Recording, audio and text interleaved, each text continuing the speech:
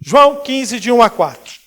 Irmãos, Jesus disse assim: eu sou a videira verdadeira. Por que é que Jesus usou essa expressão aqui, eu sou a videira verdadeira? Por que ele não chegou para nós, para os seus discípulos naquele dia, e disse assim: eu sou a sequoia gigante? Por que ele não falou, ele não usou a sequoia? O que é a sequoia? Sequoia é a mais alta e a mais vetusta árvore do mundo. Uma das mais altas, 115 metros de altura. Mais velhas, vetusta é velha, mais velhas do mundo. A sequoia, ela tem a 115 metros de altura e o diâmetro dela dá para fazer uma abertura que pode passar um carro dentro dela. É só você olhar, pega no Google, você vai ver lá na Califórnia uma sequoia gigante e aberto um túnel dentro da sequoia e um carro pode passar por dentro dela. Por que ele não falou que ele era uma sequoia? Por que ele não disse assim: eu sou um carvalho, a árvore mais resistente do mundo? Por que ele não falou isso? Porque ele não se comparou a um carvalho, a árvore mais resistente do mundo. Por que ele não disse assim: eu sou o cedro, ou o cipreste, ou o sândalo do Líbano, as árvores que foram usadas para fazer o templo de Israel? Por que ele não usou essa imagem, a imagem dessa árvore, do cedro? Por que ele não falou o seguinte, irmão? Vamos para o nosso Brasil aqui. Eu sou o cajueiro de Pirangi. Por que ele não usou o cajueiro de Pirangi? Sabe o que é o cajueiro de Pirangi? É a árvore mais frutífera do mundo. Tem 9.000 metros quadrados. 9.000, está aqui, irmãos, no Pará, no Brasil. 9.000 metros. Essa árvore tem, tá certo?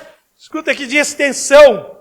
Você entra lá de manhã, a visitação começa de manhã e vai até tarde, vai até o final do dia. Você visita o cajueiro lá de Pirangi, aqui no Brasil. 9.000 metros quadrados. Entra lá no Google, você vai ver. Por que ele não falou: eu sou o cajueiro de Pirangi?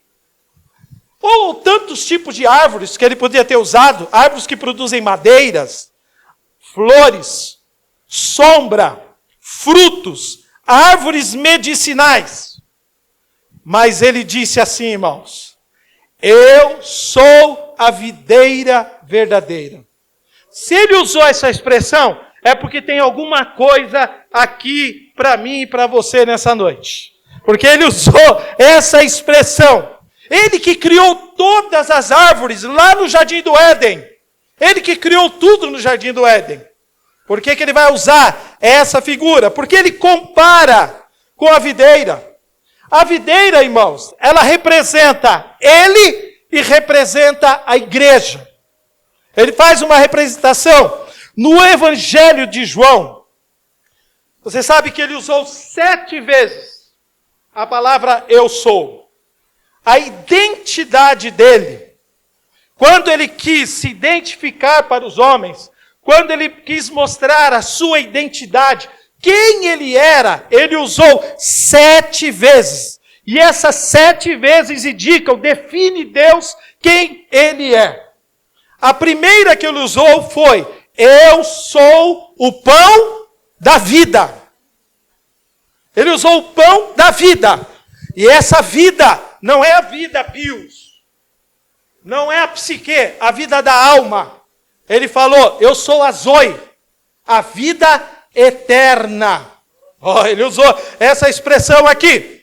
A segunda que ele fala, ele diz assim: eu sou a luz do mundo. Quem me segue não andará em trevas, mas terá a luz da vida. A Zoe, de novo, terá a vida eterna. Depois ele disse, eu sou a ressurreição e a vida. A Zoe de novo. Depois ele vai dizer para nós, eu sou a porta das ovelhas. Depois ele disse, eu sou o bom pastor. Depois ele vai dizer, eu sou o caminho e a verdade e a vida. A Zoe de novo. E depois ele diz, eu sou a videira verdadeira. Existem algumas suposições, irmãos. Quando eu fui estudar, eu encontrei diversos homens que vão interpretar esse texto, vão dar as suas opiniões a respeito por que ele faz essa comparação. Por que ele usa aqui a expressão e ele se compara a uma videira. Ele compara a essa árvore. Uma das suposições, alguns supõem que este discurso foi feito onde ele comemorou a Páscoa e instituiu a ceia do Senhor. Que ele estava dando a entender aos seus discípulos que o seu sangue era o verdadeiro vinho que daria força e alegria ao seu povo. Essa é uma das suposições. Uma outra. Outro supõe que ele foi entregue. Jesus falou essa expressão, eu sou a videira verdadeira. Porque ele usou essa expressão quando ele estava perto, porque onde no cenáculo onde eles estavam bem próximos de uma das entradas da cidade de Jerusalém. E Flávio Joséfo, ele diz o seguinte, que nessa entrada havia uma videira de ouro, estampada na porta da entrada da cidade de Jerusalém, de uma das cidades. Jerusalém tem 12 portas. As portas, elas entram e saem, elas sempre estão abertas. A diferença da cidade, a da cidade lá no princípio, lembra que Nimrod construiu uma cidade? Lembra que Nimrod construiu uma cidade, que a cidade era fechada, todo mundo era escravo dentro? A cidade de Jerusalém não, todo mundo podia entrar e sair. A diferença estava aqui. E uma dessas portas, havia uma videira de ouro. E ele disse, uma das suposições, que ele estava com os seus discípulos, ele chegou e viu aquela árvore de ouro, e ele falou o seguinte, olha, essa videira é falsa. Essa videira, ela não é verdadeira. Aí ele disse assim, eu sou a videira verdadeira. Essa é uma outra suposição. Uma outra suposição diz o seguinte, que ele estava indo no caminho para o Monte das Oliveiras. E nesse caminho que ele está indo para o Monte das Oliveiras, havia algumas videiras no caminho. E ele teria olhado e falado para os seus discípulos nessa caminhada, eu sou a videira verdadeira. Porque os discípulos sabem, eles conheciam a videira. E eles sabiam que a videira, irmãos, ela era um símbolo de Israel. Todos eles sabiam disso. Os discípulos estavam andando com ele.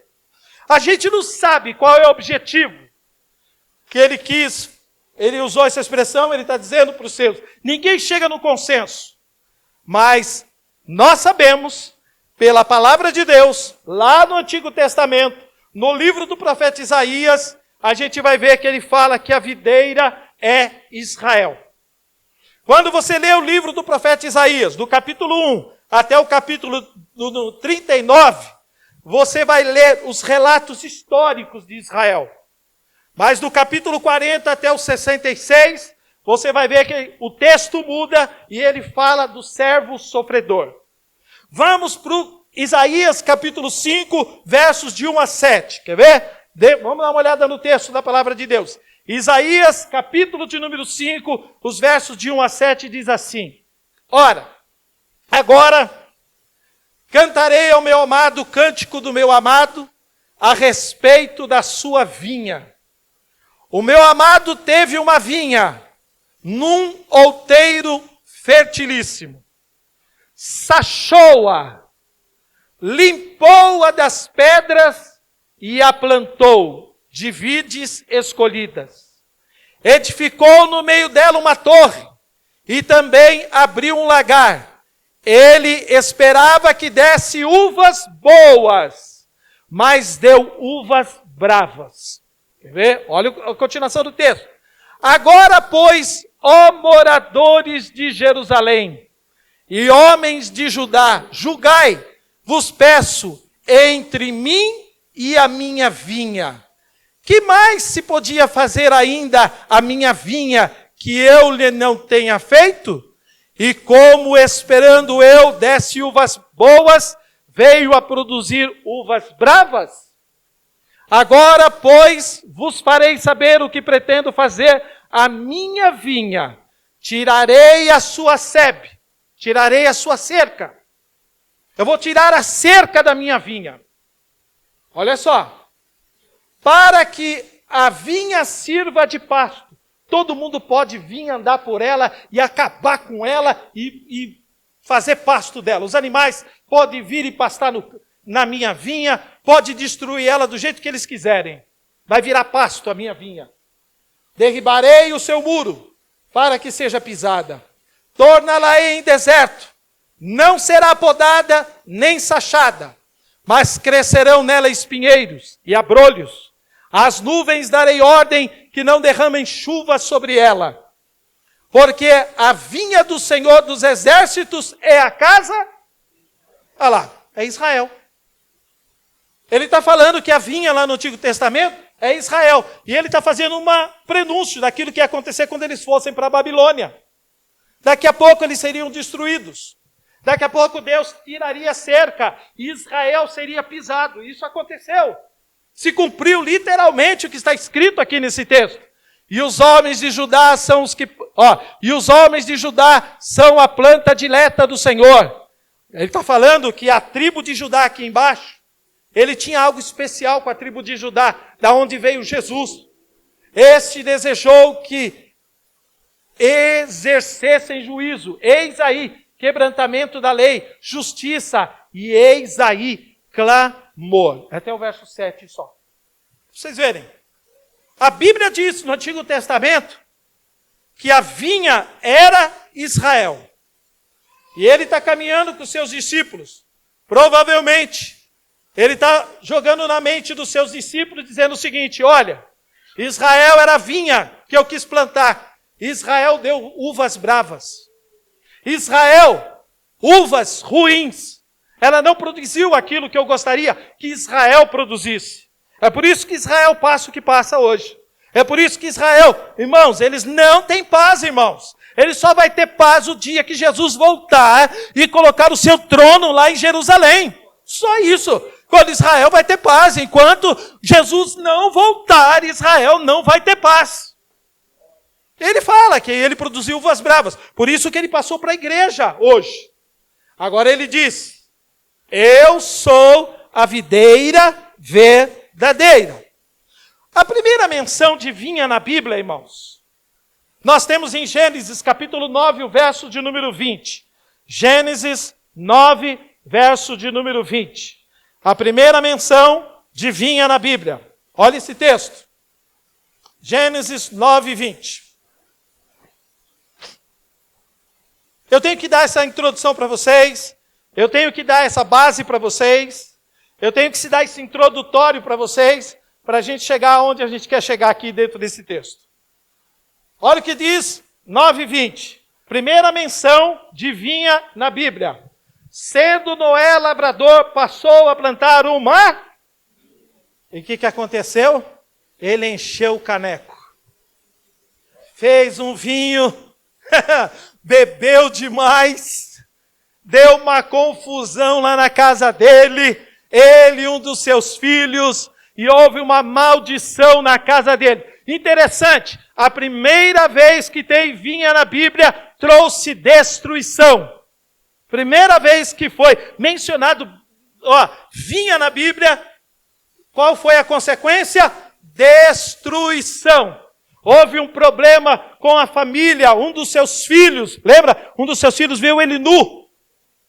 E eu não quero explicar esse texto aqui para vocês, que eu vou tomar muito tempo para vocês explicar esse texto. Mas houve uma consequência na descendência de Cão. Por causa desse problema, dessa vinha, quando a primeira vez que é citado na Bíblia. Mas no livro de Gênesis, no capítulo de número 49, está citado a vinha de novo. Vamos dar uma olhadinha agora.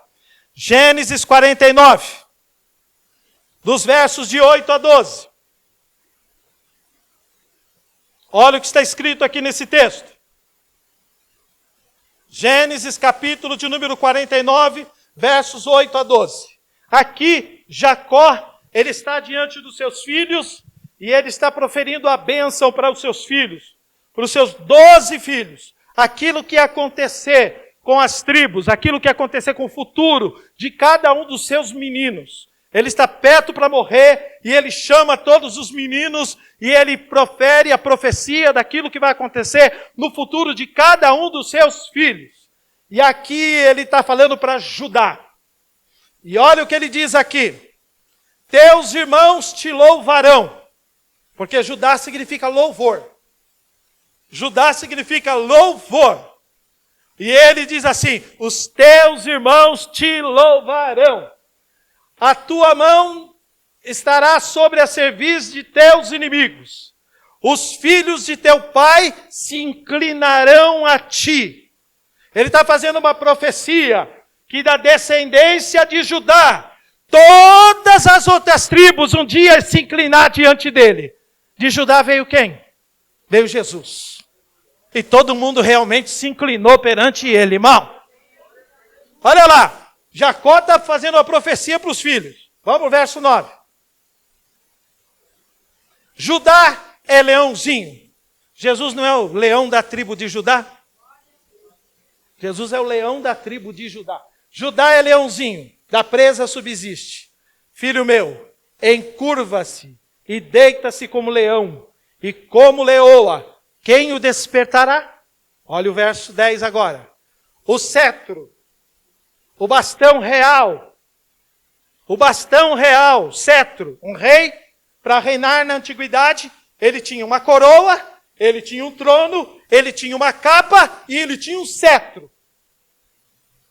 Então ele está dizendo aqui, ó, o cetro, o bastão do governo, não se arredará do Judá, não vai sair da tribo de Judá. A tribo de Judá nunca vai perder. Ah, pastor, mas eles foram levados cativos para a Babilônia. Sim, mas Deus preservou eles lá na Babilônia. Deus não deixou que eles se misturassem com nenhuma nação. Não houve mistura, não houve mestiço na tribo de Judá. Todo mundo que mora em Israel hoje é judeu. É judeu. Não é da tribo de Efraim, não é da tribo de Manassés, não é da tribo de Azer, não é da tribo de Naftali, não é de nenhuma outra tribo, era tudo da tribo de Judá hoje. Não se arredará de Judá o cetro, o governo, nem o bastão de entre seus pés, até que venha Siló. Siló é um termo jurídico hebraico. Aquele a quem pertence. Aquele a quem pertence o quê? O cetro. Ó, o cetro não vai arredar da tribo até que venha Siló. Quem é Siló? Aquele a quem pertence. Ele está falando de Jesus. Até o dia que Jesus vira esse mundo. Aquele a quem pertence. Quem é que pertence o governo? Pertence a Jesus, irmãos. Olha o que ele está dizendo aqui. E a ele obedecerão todos os povos. Vamos continuar. O verso 11. Ele amarrará o jumentinho. Irmão, teve jumentinho na história de Jesus? Lógico que teve. Olha lá no Novo Testamento. A vide. Ó, a vide. Olha aí, a videira aqui. Já, a vide, irmão. Ele está falando, ele amarrará o jumentinho, a vide, o filho da sua jumenta, a videira mais excelente. Lavará suas vestes no vinho e a sua capa em sangue de uvas. Aqui está falando de crucificação. Aqui está falando como é que ele ia entrar em Jerusalém e aqui está falando como é que ele ia morrer. Que ia lavar as vestes dele, ia ser derramado como sangue. Irmão, ele está falando de Jesus aqui para nós. Ó. Olha que texto sensacional da palavra de Deus. Lá em Gênesis capítulo número 9, quando a vide foi citada, trouxe destruição. Agora, quando a vide é citada aqui, está trazendo bênção para nós. Quando a vide é citada aqui, a videira é citada aqui, ela é citada como bênção para a minha vida e para a sua vida, meus queridos irmãos. Esse texto confronta, irmãos, a videira falsa brava, que não pode descedentar, que não pode matar a sede e dar alegria, porque o objetivo dele é trazer, matar a sede, é trazer a sede da alma do ser humano e trazer alegria para o ser humano. O objetivo da vide é essa, é trazer bênção, é trazer vitória, é trazer glória para o seu povo, para os homens. E não é trazer destruição. Como está lá em Gênesis, capítulo de número 9. Olha o verso, vamos terminar no 12. Acho que eu citei o 12 aqui. Os seus olhos serão cintilantes de vinho e os dentes brancos de leite. Não vou nem explicar o texto. Vamos continuar aqui. E Jesus está falando com eles, irmãos. Jesus dá de verdade aquilo que a videira foi feito para dar, irmãos. Qual é o objetivo da videira? Irmãos, porque Jesus está dizendo assim lá em João, capítulo número 15. Eu sou a videira. Então vamos lá. Qual é o objetivo dessa árvore? Qual é o objetivo da videira? Deixa eu falar um negócio para vocês. Quando Jesus fala, eu sou a videira, ele não é a árvore toda, tá bom? Ele é o tronco da árvore. Porque os ramos somos nós. Os galhos somos nós. Ele é apenas o tronco dessa árvore, irmão. Ele não é a videira inteira. Os ramos e os galhos somos eu e você. Quando ele está falando, eu sou a videira verdadeira, eu sou o tronco dessa árvore. Eu sou o tronco dessa árvore. Eu não sou o galho. Eu não sou o ramo dessa árvore. Esse ramo são vocês, ele vai falar. A videira, irmãos, esse tronco, para que ela serve? Ela só serve para dar alimento para os ramos, para os galhos. O tronco, irmãos, ele só serve para trazer a seiva.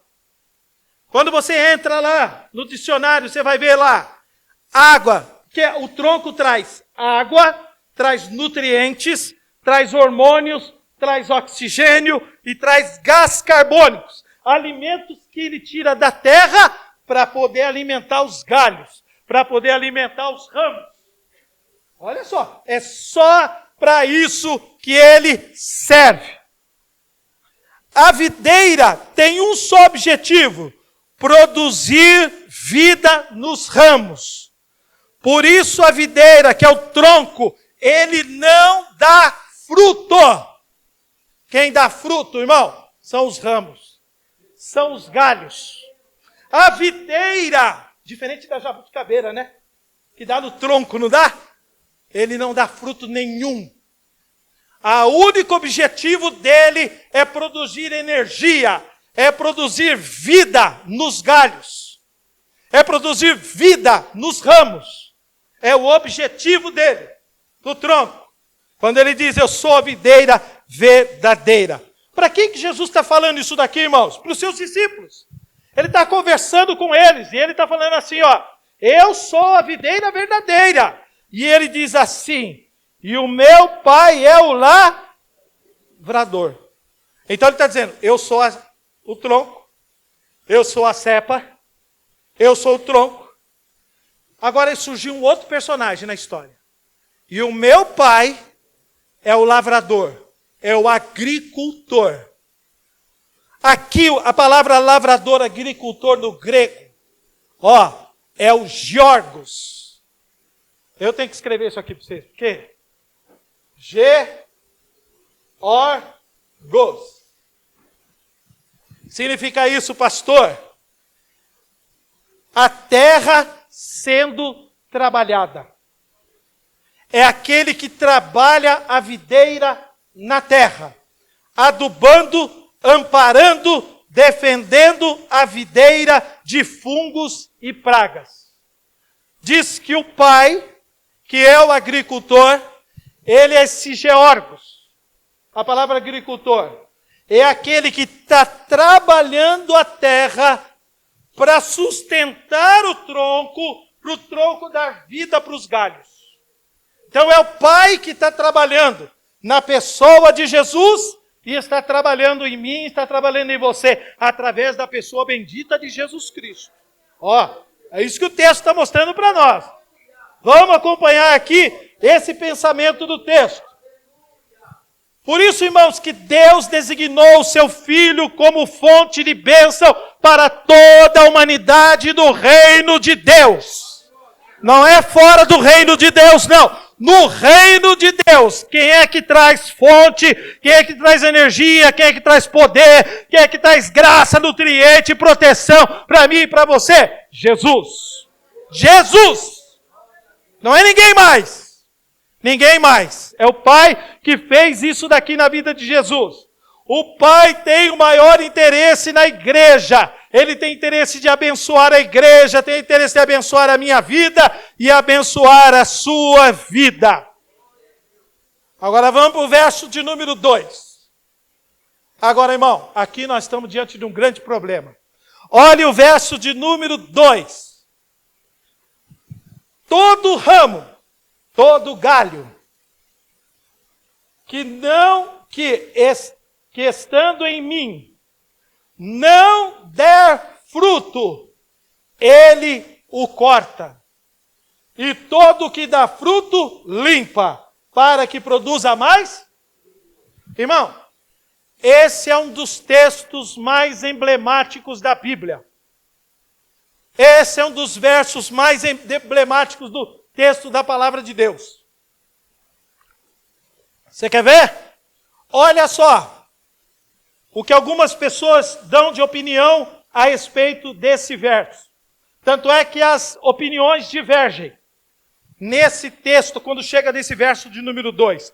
Primeiro, alguns dizem que ele está falando do falso mestre, do falso pastor, do falso pregador, do falso profeta, que finge ser de Cristo e não estão firmes na fé. Alguns pensam isso, que ele está falando desse tipo de pessoas, pregadores, profetas, mestres, que fingem estar em Cristo, mas na vida deles, eles não vivem com Cristo.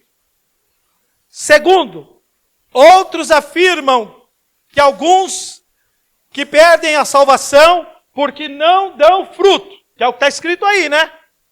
Outros afirmam, eles dizem o seguinte, muita gente se perde porque ele não dá fruto. Alguns são dessa opinião. Escuta aqui. Como é que fica esse texto? Vamos pensar nesse texto, nessa fala aqui de alguns. Como pode alguém se perder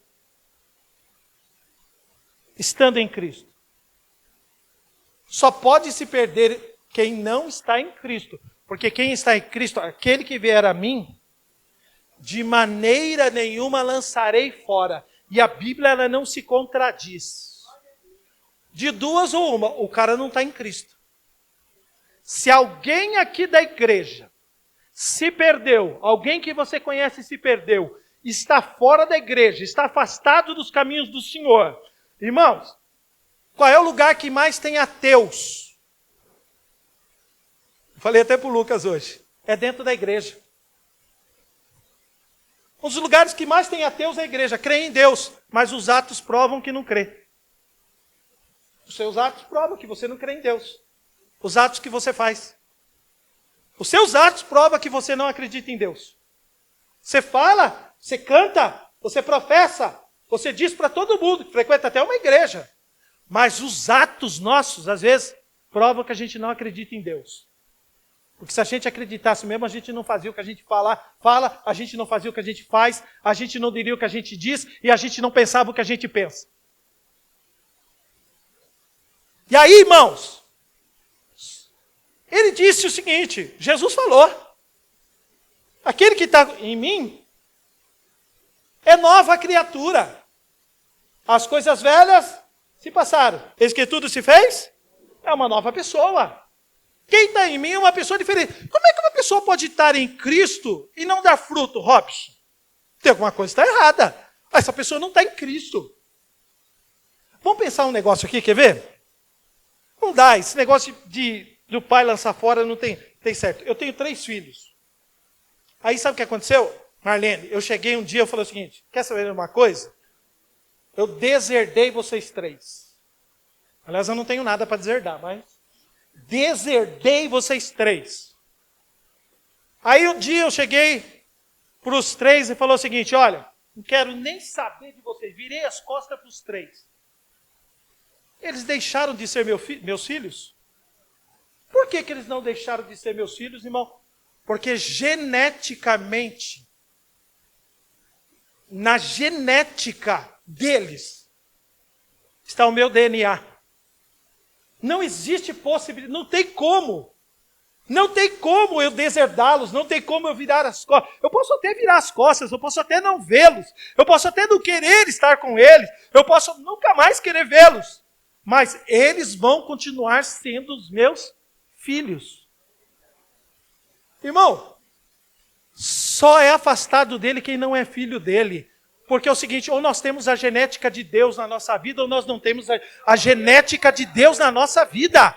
Se você tem a genética de Deus na sua vida, se nós temos a genética de Deus, a gente dá fruto, irmão. A gente dá fruto, irmão. Quem tem a genética de Deus é filho de Deus. E não tem como ele mandar a gente embora. Ô Marco, não tem como. Como é que pode? Não, esse aqui não é meu filho mais. Essa aqui não é minha filha mais. Vou virar as costas para ele. Não, se eu tenho a genética dele, eu vou continuar sendo filho dele. Eu vou continuar sendo filho do Pai. Não tem como, irmãos. Deus não se contradiz na sua palavra. Não tem como. Por isso que esse texto é emblemático, irmãos. Mas nós vamos resolver ele daqui a pouquinho. Olha só. Terceiro. Alguns dizem que o verdadeiro cristão, e isso aqui traz uma aquietação para a minha alma. Isso aqui, quando eu li isso daqui, quando eu vi esse comentário, isso aqui trouxe uma paz para a minha alma. Alguns dizem que o verdadeiro cristão, ele se torna de vez em quando desanimado. Ele murcha. Ele se afasta da intimidade com o Senhor. E ele falha na manifestação do fruto do Espírito. Nessa opinião aqui eu encontro um alento para o meu coração. Que de vez em quando a gente desanima. De vez em quando a gente murcha. De vez em quando a gente fica, irmão, triste. A gente perde um pouquinho a intimidade com o Senhor. Perde o ânimo, irmão, de sentar, de orar, de louvar a Deus, de vir na igreja. A gente vai ficando desanimado.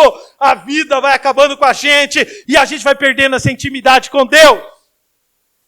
Irmãos, que é um momento da nossa vida. Isso aqui me traz alento ao coração. Traz alento ao coração. Agora vamos ver para o verso de número 2. Olha o que diz aqui. Nós vamos ver o problema do verbo aqui agora. Vamos entender esse verso aqui. Todo ramo que estando em mim não der fruto, ele o... Você tem como colocar aí para mim?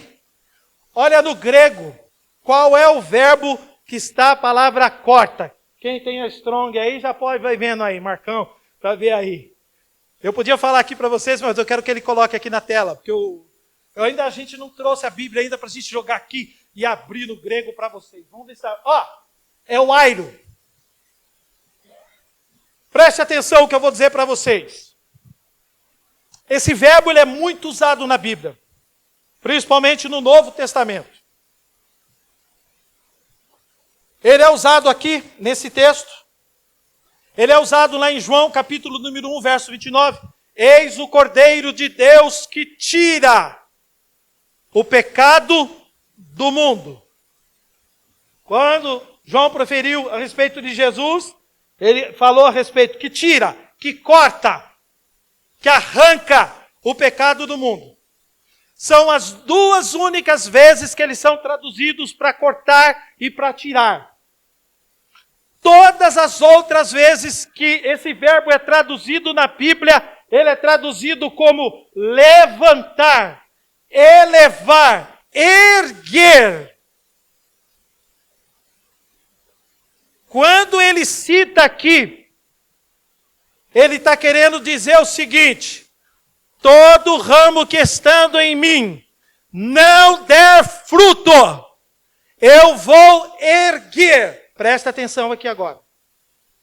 Ele está falando da videira. A gente faz aqui uma barreira. Porque ela é uma trepadeira, correto? A videira. E a gente faz aqui um cercado para ela subir e para ela se espalhar. Quando o agricultor chega, Marlene, e vê que aquele ramo não está dando fruto, ele não corta e joga fora, ele levanta ela e ele coloca ela mais para o sol e para o vento. Que é para o sol bater nela, que é para o vento soprar nela, para que ela venha dar fruto. Ele não joga lá fora. Ele não joga ninguém fora. Ele dá todas as possibilidades para mim e para você, meu irmão, para dar fruto na vida. Ele dá todas as possibilidades. Ele nunca disse que ia jogar a gente fora. Ele leva a gente para o alto, irmãos. Para a pessoa que não está dando fruto, ele eleva essa pessoa. Ele levanta essa pessoa. O sol começa a bater na vida dela. O sol da justiça começa a bater na vida dela. O vento começa a bater na vida dela, irmão. E vai levando ele para cada vez mais longe. Ele que está parado, ele vai para longe, ele vai para longe. Ele vai fazendo com que ele agora receba a energia do sol. E ele receba o vento nele. Porque o vento é um processo importante para qualquer frutificação de árvore. O sol é necessário para a frutificação de toda árvore. O sol é importante para as árvores. Que coisa, né? Ele está falando isso daqui. Não, e o 3? Não, só vou ler. Vai, aqui. Levar embora o que foi levantado. O F, onde está? Vai subindo. O F. Vai subindo, vai subindo. Ah, nem tenho aqui, Marco. Não está aqui não, o F. Está na outra. Está na outra. Gente, presta atenção. Por que eu falo isso? Quer ver? Vamos ler mais 2 textos para vocês entenderem aqui. Olha o verbo airo, onde está? Atos 4:24. Quer ver? Atos 4:24. Só para vocês verem como é traduzido esse verbo na Bíblia. Atos 4:24. Ele tem o sentido de levantar. Olha aqui. Ouvindo isto, unânimes, levantaram a voz a Deus e disseram: Tu, soberano Senhor, que fizeste o céu e a terra, o mar e tudo que neles há. A palavra levantar aqui, se você colocar lá no grego, é o airo, levantar. Levantaram. Vamos para Atos 20, verso de número 9. São só 2 exemplos que eu quero dar para vocês, porque a gente não vai ter tempo para isso hoje. Mas tem o sentido de levantar. Atos 29. Um jovem chamado Eutico, que estava sentado numa janela, adormecendo profundamente durante prolongado discurso de Paulo, vencido pelo sono, caiu no terreno, andar abaixo e foi o airo levantado. A palavra airo, na Bíblia, ela tem um sentido de levantar. Levantar. E não é de acabar com a vida de ninguém. Não é jogar ninguém no ostracismo. Se você está aqui nessa noite e você não dá fruto, o Pai te trouxe aqui para informar para você que Ele quer levantar a sua vida, fazer você ir para o sol, e o vento vai soprar você, vai levar você para mais longe. Você vai ver o que Deus vai fazer. Ó, vamos voltar lá para o Evangelho de João. Irmão, aqui começa a obra mais linda do viticultor, irmãos, que é Deus, irmãos. Ele levanta, ele ergue, ele suspende para receber o sol bem alto como o vento. Ele faz isso em nós. O amor de Deus faz isso com a minha vida e com a sua vida. Glória a Deus por isso. Vamos para João 14, 15, o verso 2. Todo ramo que estando em mim não der fruto, ele o corta. E todo que dá fruto, ele limpa. Olha o verbo limpa. Você pôs o verbo limpar aí, não? Puxa, mas não tem problema não. É o catairo. Olha aqui. Essa eu tenho que escrever para vocês. Meu Deus, me ajuda. Ah, o Senhor, aqui. Como é que é o negócio aqui, Marcão? Catairo, tá aqui, ó. Catairo. Oh, meu Deus. H, né? Catairo. Ó, o verbo lá levantar é airo. E aqui está o catairo. Limpar. É um jogo de palavras que Jesus usa isso aqui. Que significa podar. 2 vezes a figueira é podada. Na dormência e quando está crescendo. Quando está verde, quando ela está crescendo. 2 vezes ela é cortada. Irmãos, e ele diz aqui, ó, e todo que dá fruto, limpa. Você está dando fruto na casa de Deus, irmão? Você está dando fruto? Eu estou. Você está dando fruto. Você está ensinando, vocês não estão cantando? Você não está dando fruto? Você não está trabalhando para Deus? Vocês não estão cozinhando? Vocês não estão limpando o banheiro? Vocês não estão trabalhando? Vocês não estão vindo na igreja? Vocês não estão orando? Vocês não estão dando fruto? Não estão falando de Jesus para os outros? Sabe o que a gente vai ganhar? Poda. A foice de Deus. A tesoura de Deus vai vir sobre a minha vida e sobre a sua vida. Ah, não tem glória a Deus? Ah, não, né? Estou falando de foice, estou falando de tesoura. Ah, mas eu não quero foice na minha vida, eu não quero nem tesoura. Mas é isso que ele está falando, ó. Toda vara que dá fruto limpa para que produza mais. Por que a gente precisa ser limpado, pastor? Não é possível um negócio desse? A gente está dando fruto? Como é que ele pode querer limpar a gente? Como é que ele vai fazer isso? Por que ele vai podar, irmãos? Para que a gente cresça mais no Senhor.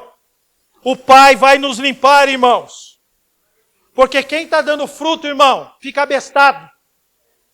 Fica orgulhoso. Fica se achando melhor do que os outros. Para quem se acha que é melhor do que os outros, o Pai vem e poda você. O Pai vem e poda a gente. Ele manda a foice. Ele manda a tesoura sobre a minha vida e sobre a sua vida. Sabe aquela família que tem grana? Sabe aquela família que tem dinheiro? Que daqui a pouco começa a perder tudo? Sabe aquela família que está na igreja? E tem dinheiro? Tem um bom emprego? Tem um bom salário? Tem um bom carro? Tem tudo de bom e de melhor. Viaja para tudo. Daqui a pouco, vem a poda de Deus. Vem a poda de Deus. Sabe por quê? Porque não depende mais de Deus. Porque não mais depende de Deus. Não depende mais. Está orgulhoso daquilo que você tem. Do seu trabalho, do seu salário, da sua capacidade, da sua força. Conquistei tudo isso daqui. Isso aqui eu conquistei. Eu ralei para estar aqui. Se não fosse Deus te dá vida. Se não fosse Deus te dá saúde. Se não fosse Deus te dá inteligência para a gente. Para quem se acha, a poda de Deus vem. Sabe aquela mãe que idolatra o filho? A poda vem. E Deus leva o filho. Vocês pensam o quê, irmão? Deus não divide a sua glória com ninguém.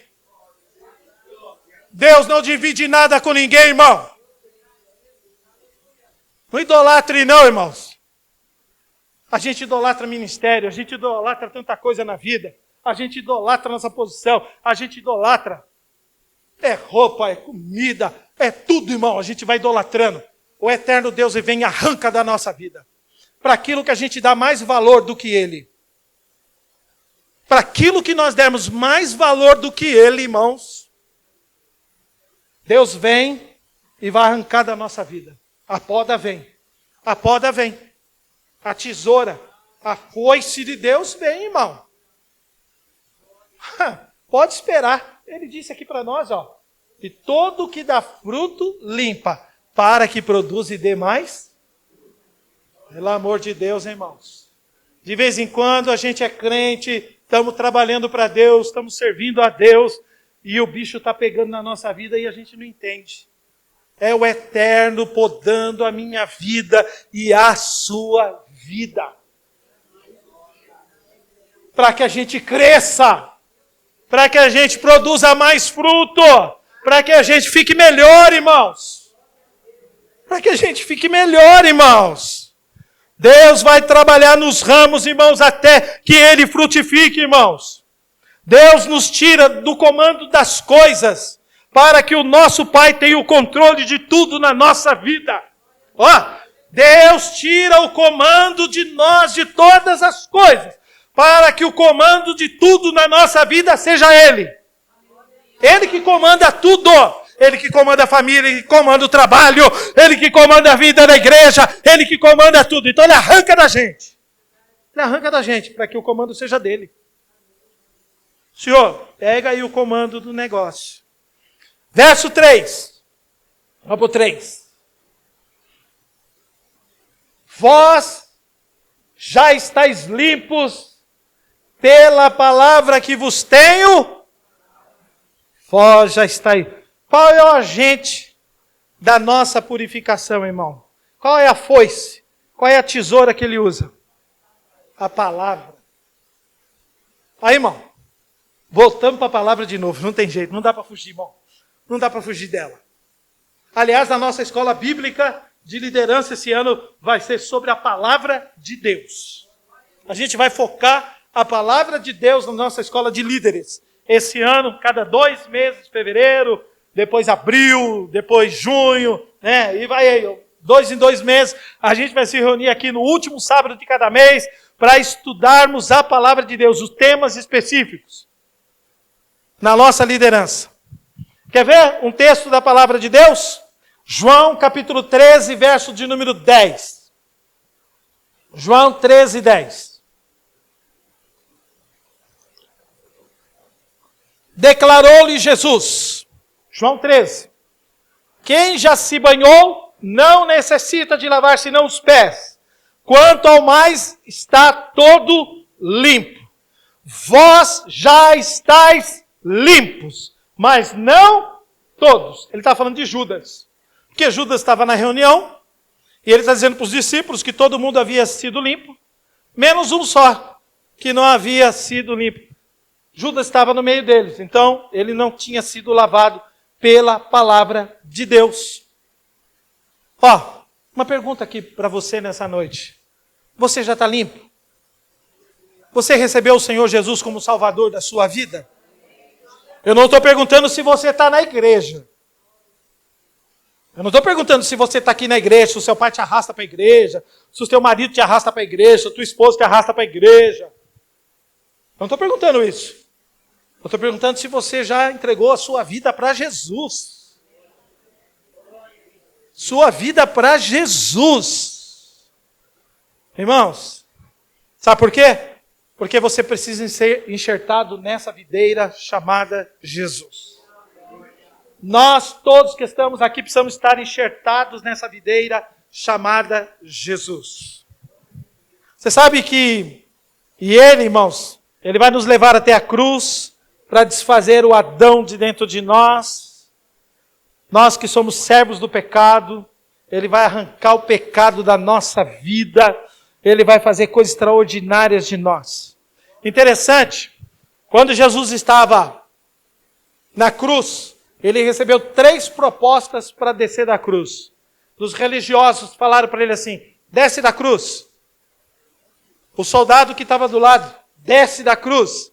O soldado, desce da cruz. Ele não aceitou nenhuma das 3 propostas para descer da cruz. Ele continuou da cruz para salvar a minha vida e para salvar a sua vida. Por isso que ele pode falar, eu sou a videira verdadeira. Eu é que posso dar vida para vocês, eu que posso dar nutriente para vocês, eu que posso adubar a vida de vocês, trazer oxigênio para a vida de vocês, eu que posso trazer a seiva para a vida de vocês, eu que posso produzir alegria na vida de vocês, sou eu que posso fazer isso na vida de vocês. Ele sabia que os discípulos vão passar por momentos muito difíceis depois. E ele já está preparando os seus discípulos. E ele prepara a gente aqui para dias difíceis. Mas se nós estivermos em Jesus, irmãos, nós vamos ser nutridos, nós vamos ser protegidos, nós vamos ser amparados, nós vamos ser ajudados. Deus vai construir uma cerca em torno de nós, irmãos, que o mal não vai tocar na nossa vida, irmãos. Irmãos, preste atenção aqui agora. O tronco, sem os ramos, não vale nada. Os ramos, sem o tronco sem os ramos seca. Presta atenção. Numa videira, o tronco sem os ramos, ele seca. Os ramos sem o tronco, irmãos, eles morrem. Então observe só. Um é fundamental para o outro. Os ramos para o tronco e o tronco para os ramos. Gente, qual é o lugar da manifestação de Jesus na terra? Não é a igreja? Se não tiver igreja, não tem como ele se manifestar. Como tem igreja, ele se manifesta. Uma igreja sem Jesus é morta. E Jesus sem a igreja, ele não tem como se manifestar no mundo. É através da igreja que ele faz isso. É através de nós que ele faz isso. É através da igreja de Cristo. Quer seja ela fraquinha, que ela seja poderosa, que ela seja grande, que ela seja diminuta. Não tem como. Ele resolveu fazer isso. Ele disse que a igreja é a coluna e a firmeza da verdade. Eu não preciso de igreja. Se ele mesmo disse, Paulo dizendo, que a igreja é a coluna e firmeza da verdade. Como é que você pode falar que não precisa de igreja? Como é que você pode falar que não precisa desse ajuntamento de pessoas? Igreja é eclesia. Daqueles que são os tirados de fora para formar um povo, que é o povo de Deus. Como é que você pode falar que você não precisa de igreja? A igreja precisa de Jesus. E Jesus trabalha no mundo através da igreja. Acabou, foi ele que resolveu isso. Foi ele que criou isso. Igreja não é invenção dos seres humanos. Igreja não é da cabeça. Esse monte de denominação aí, sim. Isso é coisa dos homens. Tem gente que sai daqui, eu não gosto do estilo. O pastor hoje está desviado, está sem camisa, está sem gravata. Eu trouxe meu uniforme para colocar, mas eu falei, nem vou colocar. Os irmãos que acham eu desviado, deixa eles acharem. Gente, aí eu vou para outra igreja. Eu não gosto do cântico dessa, não gosto daquele, não gosto disso, não gosto da liturgia. Aí vai para outra igreja. Aí, irmãos, você vai encontrar igreja para tudo quanto é tipo de pessoas. Tem igreja que usa bermuda, tem igreja que não usa. Aqui não usa, Graças a Deus, Não usa bermuda. Quem usa aqui é desviado. Quem usa aqui é desviado. Vem aqui e está fora da fiação. Recebe. Pronto. Já falei, já está falado. Então, não era para falar, mas eu falei. Vamos lá. Eu tenho que dar uma dessa, senão não sou eu. Jesus, deu finada aqui agora. Mas vamos lá. Gente, mas tem igreja para tudo quanto é gosto, não tem? Isso é invenção de homens. A igreja de Jesus, ela está dentro daquela igreja e está dentro dessa igreja. Deus sabe, e Ele conhece cada trabalho. Ele conhece cada igreja que é formada. Ele sabe cada igreja. Irmãos, observe só, igreja que é igreja mesmo, estabelecida por Deus, ela tem que no mínimo 3 anos, ela fica firme. 3 anos, ela fica firme. Se ela não fica firme, irmãos, pode ver, é movimento, é a intenção do coração de um homem, é os desejos de um homem, é o que está na alma de um homem, de querer formar uma igreja, aquele desejo, aquela compulsão de mostrar para alguém que ele sabe fazer alguma coisa, que ele quer mostrar para uma outra pessoa de onde ele saiu, que ele pode fazer um trabalho, que ele pode realizar alguma coisa, que ele pode ajuntar um povo, que ele pode fazer isso aqui. Irmãos, tem gente que pensa isso. E se estrumbica na vida. Igreja que é igreja mesmo, ela nasce no coração de Deus. E ela permanece para sempre. Haja o que houver, quem estiver na frente, quem não estiver, a igreja permanece. Porque a igreja, se ela começar com o coração, o cara pensando aqui com as coisas da terra, ela vai minguar. Mas se ela vier lá do céu, irmão, ninguém segura. Ninguém segura. Se nós estamos 23 anos aqui, é porque está no coração do eterno Deus. E o eterno Deus está conosco aqui, irmão. 23 anos, não é brincadeira não, irmão. É coisa do eterno Deus, só Ele para sustentar, só Ele para ajuntar o povo, só Ele para fazer isso. Então, irmãos, igreja sem Cristo, irmãos, Cristo sem igreja, irmão, é muito ruim. E Ele está dizendo para nós que a gente vai dar muito fruto. Eu não vou entrar no verso 4 aqui não, a gente já vai parar. Verso 4 a gente continua semana que vem. Vou parar por aqui. Não vou me esticar muito. Mas o que eu quero que você pense aqui nesta noite. Você está ligado nessa videira? Você está ligado na videira que é Jesus? Você está ligado nessa videira que é Jesus? Está dando fruto? Não, não estou. Fica tranquilo. Ele vai levantar você. Vai colocar você mais perto do sol. E o vento vai bater na sua vida. Olha só.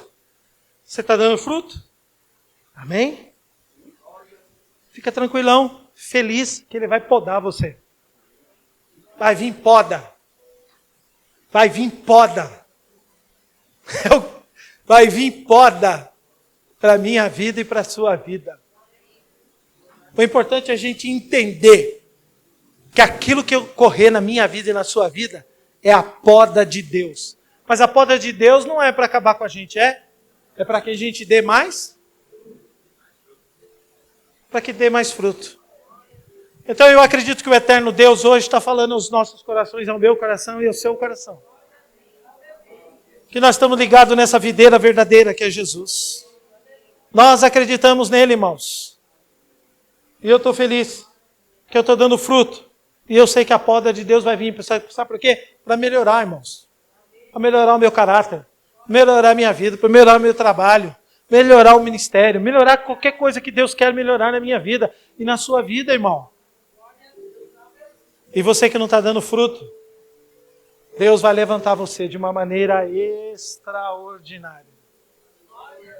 O Pai ama tanto você. Que Ele vai fazer de tudo para que você dê fruto. A gente vai... Os versos vão continuar, tá bom? Eu estou parando aqui, hoje. Mas tem mais coisas de Deus para nós aí para frente. Tem mais versos de Deus que Ele vai citar esse assunto de novo. Ele vai entrar com outros verbos. Ele vai entrar com outras informações. Ele vai entrar com outras ideias. Ele vai dar outros pensamentos para nós no próximo domingo. Tá bom? A propaganda é a alma do negócio. Esteja aqui no próximo domingo que eu vou continuar esse assunto com vocês. Amém? E eu espero que nessa noite o Espírito Santo fale no seu coração. Você que não está ligado nessa videira verdadeira que é Jesus. Olhe, entregue sua vida para Jesus. Entregue sua vida para Jesus. Não tem coisa melhor que estar ligado em Jesus. Não tem coisa melhor na vida. E Jesus disse assim para os seus discípulos: eu sou a videira verdadeira. E o meu Pai é o agricultor. Sabe quem é que está trabalhando nessa terra aqui hoje, irmãos? O Pai. É o Pai que está revolvendo a terra aqui hoje.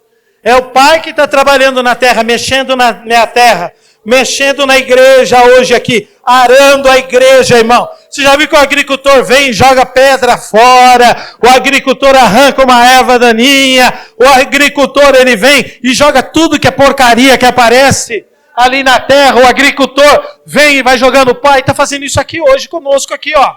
Ele está trabalhando, adubando a terra aqui hoje, tratando a terra, para que o Jesus, ele dê mais seiva, e ele produza seiva para os seus ramos, que somos nós, e para os galhos.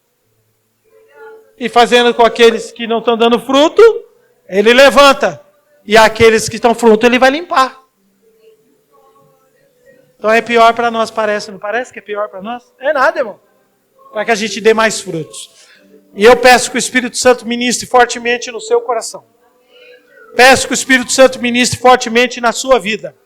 Durante essa semana e produza algo no seu coração. E um desejo seu de produzir frutos para Deus. Que fruto é esse, pastor?